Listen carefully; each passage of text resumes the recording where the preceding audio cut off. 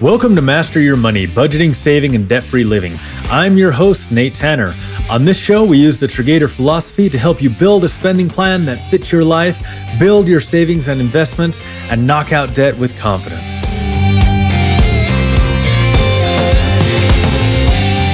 And today, we're flipping the script, because in this episode, it's not just for you. It's for your kids, your teens, your future adults in training who are about to inherit the world, and hopefully not your old credit card habits. We're calling this one Triggator for Teens, how to teach your kids to budget without boring them. Now, if you've ever tried to explain budgeting to a teenager and got the glazed over stare, the dramatic sigh, or the classic, "I'll never use this in real life," eye roll, you're not alone. But here's the truth. Your kids are already learning about money. Every time they see you swipe a card, tap your phone, or say, "It's not in the budget," they're picking up cues. The question is, are we teaching them on purpose? Because if we don't teach them how to budget with clarity, confidence, and a little creativity, the world will teach them with debt, impulse buys, and TikTok finance bros. So today, we're talking about how to raise financially confident kids and teens without boring them to tears or turning your dinner table into a lecture hall. You'll learn how to ditch the abstract lectures and start with real-life examples. How to introduce the spend, save, give model in ways teens actually use. How to make it fun with visuals and challenges, and how to model good habits by involving your teens in your own planning. Because when your kids learn to lead their money early, they don't just avoid mistakes, they build momentum. And when you teach them the Triggator triangle, budget, save, pay off debt, you're not just giving them a system, you're giving them a superpower. Let's get into it. Ditch the lecture, start with real life. Let's start with the number one mistake most parents make when teaching their kids about money. We talk too much. We sit them down, pull out a spreadsheet, and launch into a monologue about compound interest, Roth IRAs, and the dangers of credit card debt. And 5 minutes in, their eyes glaze over like a Krispy Kreme conveyor belt. Here's the truth. Teens don't learn from lectures. They learn from life. Take a moment and think about a skill you learned from your parents. Now, think back to how you actually learned that skill. I didn't learn to fish because my dad gave me a 2-hour kitchen table lecture on knot tying, casting angles, and worm collection strategy. I learned by doing it with him. The night before each trip, we'd run the sprinklers in the garden to soften the soil and invite the night crawlers to the surface. The next morning at the lake, he'd show me how to tie the hook. And after I inevitably snapped the line, he'd hand me the gear and coach me through tying it myself, mistakes and all. He'd show me how to cast, then hand me the rod and let me try. Sometimes we'd laugh at my 3-foot casts. Sometimes I'd get it right, but every time I was learning. Fishing wasn't a one-and-done event. It was a rhythm, a regular part of the summer. And that's how learning about money should be too. So if you want to teach your kids how to budget, you've got to start where they live, literally and financially. Start with the money they already touch. Do they get an allowance? That's a budget. Do they babysit, mow lawns, or work part-time? That's income. Do they spend it all on snacks, apps, or Amazon? That's a spending pattern. Instead of telling them what they should do, ask them what they already do. Then build from there. Let's say your teen gets $40 a week from a part-time job. Instead of saying you need to save 20%, try this. Hey, if you had to stretch that $40 to cover snacks, gas, and birthday gifts for the next month, how would you split it up? Now you're not lecturing, you're coaching. Use what they care about. If your teen's into gaming, talk about budgeting like resource management in your game. If they love fashion, talk about planning for seasonal sales. If they're into sports, compare budgeting to training, small, consistent reps that build long-term strength. One mom I worked with told me her daughter tuned out every time she mentioned budgeting. But when they framed it as assigning your money like a team captain assigns players to positions, Suddenly, it clicked. Her daughter even made a color-coded chart with her starting lineup: spend, save, and give. That's the power of language. When you speak their language, they start to listen. The DoorDash wake-up call. I once worked with a dad who tried to teach his son about budgeting using a whiteboard and a 30-minute PowerPoint. The kid lasted 6 minutes or so before pretending to fall asleep. But when they sat down and looked at how much he was spending on DoorDash each month, that got his teen's attention. Because when teens see how money affects their world, they start to care. And here's the kicker. They want to learn. According to a 2024 Pew Research study, only 16% of young adults ages 18 to 24 say they are completely financially independent from their parents. That means 84% are still figuring it out. And many of them wish they'd learned sooner. So let's teach them now, not with lectures, but with life. The goal isn't perfection, it's participation. You're not trying to raise a 16-year-old CPA. You're trying to raise a teen who knows how to think before they spend, who knows how to assign their money instead of letting it disappear, who knows that budgeting isn't punishment, it's power. That's why we start with the spend, save, give model. It's simple, it's visual, and it works. Spend. What do they want to enjoy now? Save. What do they want to enjoy later? Give. Who do they want to help? You can even let them decorate 3 jars, envelopes, or digital folders with those labels. Let them personalize it. Let them own it. Because when they own the system, they stick to it. Budgeting is a skill, not a sermon. Think about how your teen learned to drive. You didn't just hand them the manual and say, "Good luck."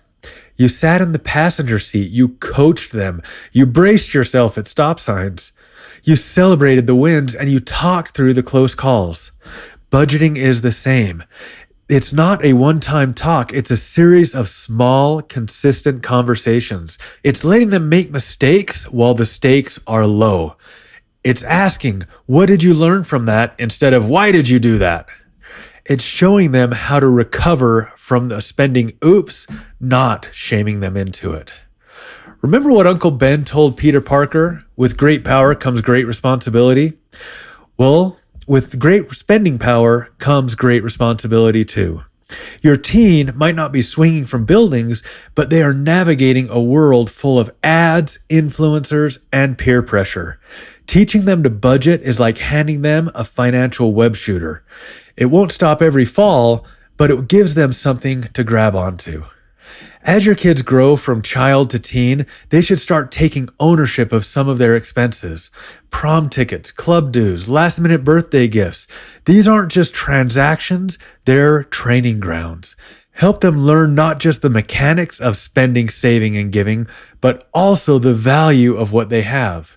When they've got some skin in the game, they gain more than financial skills. They gain appreciation. Give them the responsibility so they can grow into the power.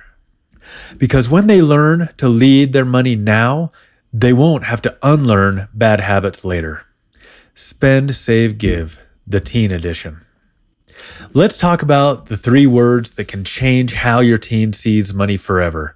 Spend, save, give. Simple, yes? But don't let the simplicity fool you. This model is powerful. It's the training wheels version of the Triggator triangle. And when you teach it right, it becomes second nature. Because here's the thing, teens don't need a full-blown financial strategy. They need a system that makes sense in their world, one that they can see, touch, and use without needing a calculator or a lecture. Why it works? The save, spend, give model works because it mirrors how adults should manage their money, but in a way that's scaled to a teen's life. Spend teaches them to enjoy money with intention. Save teaches them to delay gratification and plan ahead. Give teaches them empathy, generosity, and purpose. And when they learn to assign their money using these 3 buckets, they're not just building habits, they're building identity. According to a 2023 Junior Achievement Experience survey, 74% of teens say they want to learn more about personal finance, but only 23% say they've had meaningful conversations about it at home. That's a gap we can close, and we can start with 3 jars, 3 envelopes, or 3 folders in their phone. Make it visual. Teens are visual learners. So don't just talk about spend, save, and give. Show it. Use those clear jars so that they can see their money grow. Let them decorate it. Use stickers, goals, quotes, whatever. Or they can even go digital and track things on their phone. One family that I worked with used 3 mason jars. Their daughter labeled them now, later, and others. She even added a little sticky note to her save jar that said future concert tickets. That's clarity. That's momentum. Spend, the power of permission. Let's start with the fun one, spend. This is where your teen learns that spending isn't bad. It just needs to be planned. So let them use their spend money for things that they care about, snacks, games, clothes, outings with friends. But here's the key. Don't bail them out when they run out. If they blow all their spend money on boba tea and can't afford movie night, that's a lesson, a gentle one, and way better than learning it with a maxed out credit card when they're 22. Spending with limits builds awareness. It teaches them to ask, is this worth it, before they swipe. Save, the long game. Next up, save. This is where your teens learn to delay gratification, to plan for bigger goals, to feel the power of watching money grow. Help them set short-term and long-term savings goals. Maybe it's a new phone. Maybe it's a car. Maybe it's college, a trip, or a birthday gift for someone they love. Whatever it is, make it visible, write it down, track progress, and celebrate the milestones. And here's a tip, match their savings. If they save $50 towards a goal, you match $25. It's kind of like a 401k for teens, and it builds momentum fast. Give, the heart of the habit. Finally, give. This is one most parents skip, but it might be the most important. Giving teaches teens that money isn't just about them. It's about impact. It's about values. It's about seeing a need and meeting it. Let them choose where to give, a local charity, a friend in need, their church, a cause they care about.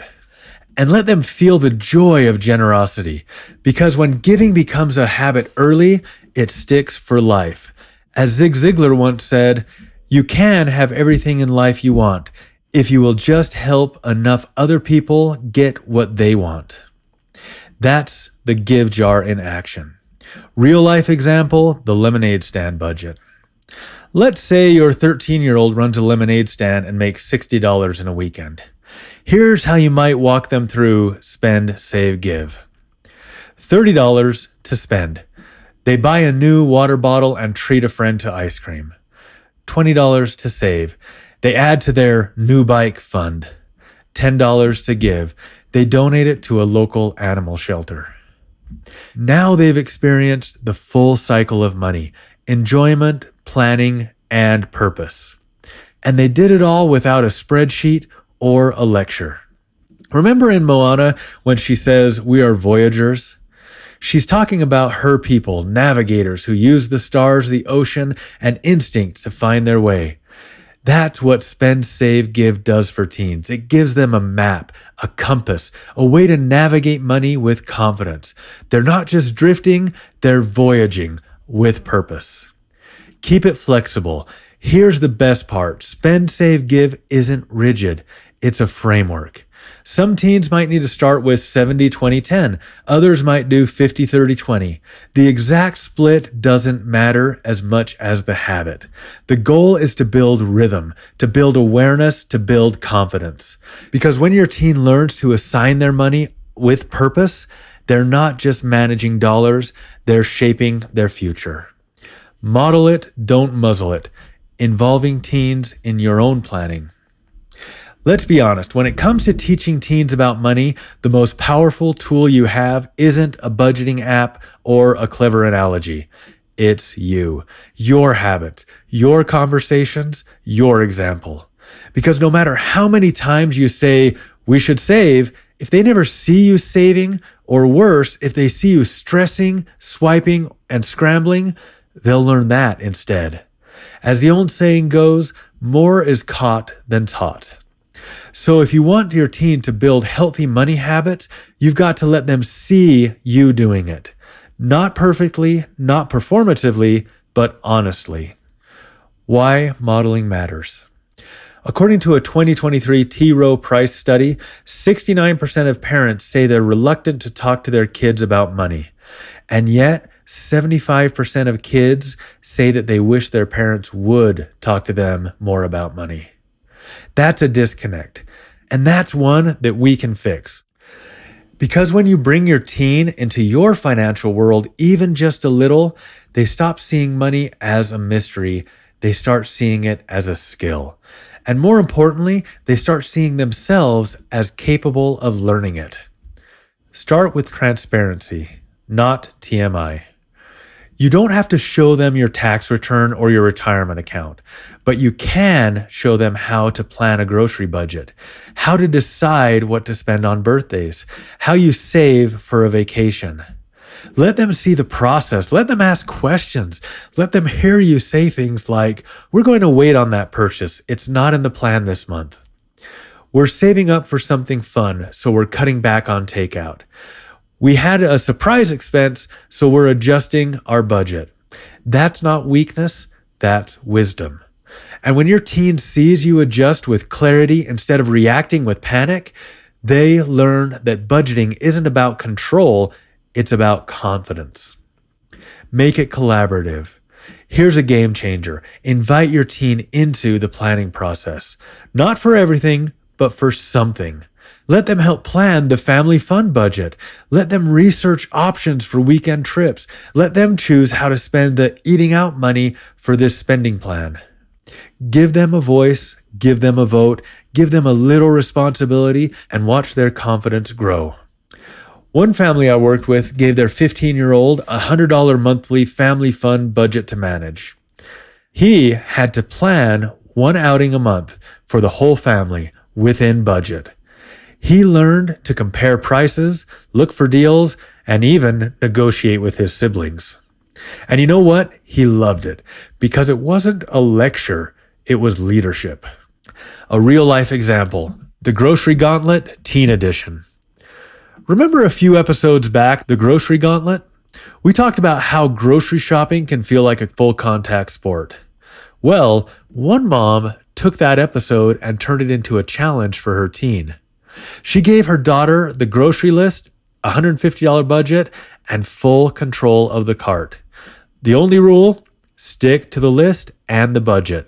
Her daughter came home $4 under budget and beaming. That's what happens when you hand over the reins. Teens rise to the challenge when they feel trusted. Teach the why behind the what. When you involve your teens in your planning, don't just show them what you're doing, explain why. We are using cash for this category because it helps us stay mindful. We're saving for this trip because experiences matter more to us than stuff. We're giving to this cause because generosity is a part of our values. Those aren't just money lessons, they're life lessons. They teach your teen that money isn't just about math, it's about meaning. Remember in The Dark Knight when Commissioner Gordon says, he's the hero Gotham deserves, but not the one it needs right now? Well, when it comes to money, your teen doesn't need a hero. They need a human. They need to see you struggle sometimes. They need to see you make adjustments. They need to see you lead with clarity, not perfection. Because when you model budgeting as a living, breathing process, not a rigid rule book, they learn that they can do it too. Build a rhythm, not a one-time talk. Here's the key. Don't make money talks a one-time event. Make them a rhythm. Do a monthly money check-in with your teen.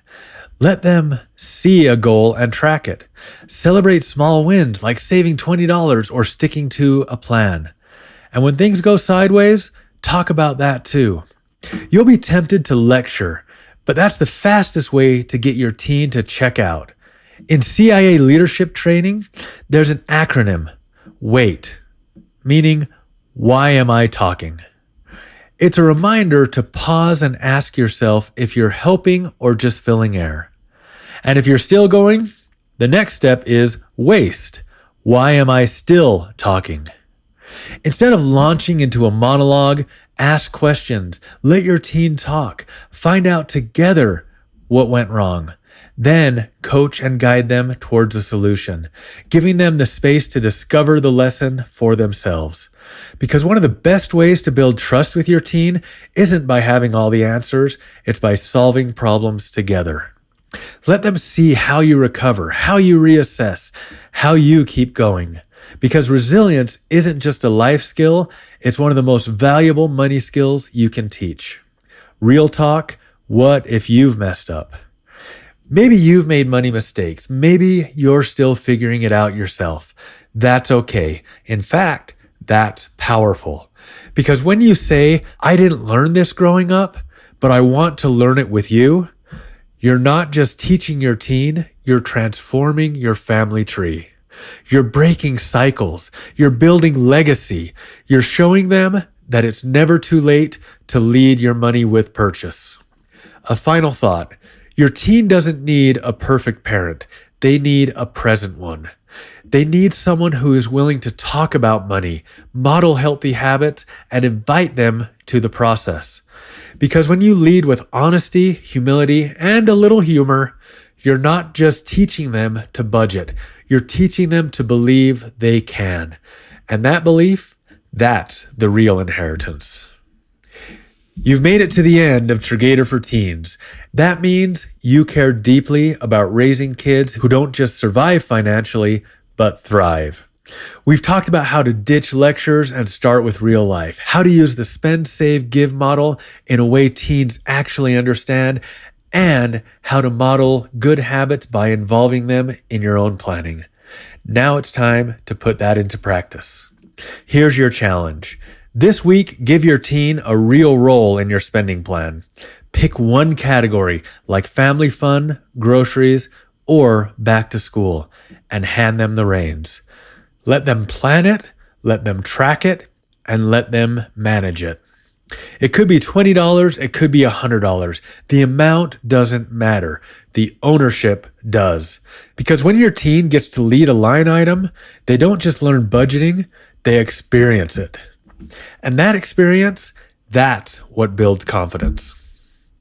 If you've got a story on how your teen surprised you with a smart money move, or maybe a budgeting fail that turned into a teachable moment, email me at podcast@Triggator.com or message me on Instagram, Facebook, or X @Triggator. If this episode helped you, here's how you can help us. Follow the show so you never miss a moment of triangle-aligned clarity. Leave a review, especially if your teen's fun fund includes boba, books, or basketball. Share this episode with a fellow parent who's ready to raise financially confident kids. And don't forget to follow @Triggator on social media for tips, encouragement, and behind-the-scenes content. Coming up next time, The Budget Whisperer, how to make your money behave. If your budget keeps ghosting you, this one's for you. We're breaking down why your budget keeps falling apart and how to fix it, the picnic error, and why your bank app isn't the problem, how to build a paycheck-based plan that covers bills, fun, and future you, and how to make budgeting a habit, not a headache. Because your money doesn't need more control, it needs more clarity. Remember, your teen doesn't need a perfect plan. They need a present parent. When you lead with clarity, invite them into the process, and give them space to learn, you're not just teaching them to budget, you're teaching them to believe they can. Thanks for listening to Master Your Money, Budgeting, Saving, and Debt-Free Living. I'm your host, Nate Tanner. See you next time.